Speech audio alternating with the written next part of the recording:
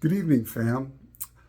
This video is too long to be a short and too short to be a long video, full-length video. But I just wanted to go over my shelves I bought.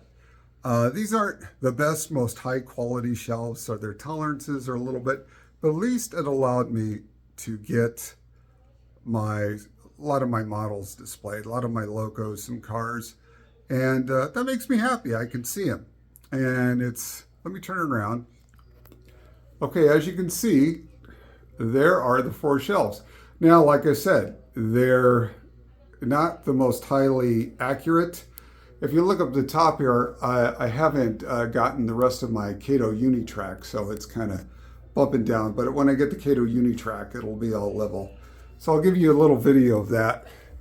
As you can see here, I used the Kato Unitrack with a bumper or bump stop.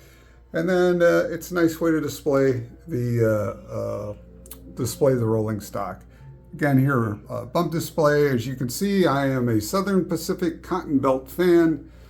But yeah, here it is. And again, I got some rolling stock, some of those 86-foot box cars. Again, I got to get a couple more pieces of Kato Unitrack, and that is coming in tomorrow. But yeah, here it is. I did attach it to the studs so it's secure, and so I wouldn't want hundreds and maybe several $1,000s worth of rolling stock to come falling to the ground. Anyway, hope you enjoy that. If you got questions how I did it, where I ordered it, let me know, and I'll be happy to share what I found. All right, talk to you guys later. Bye.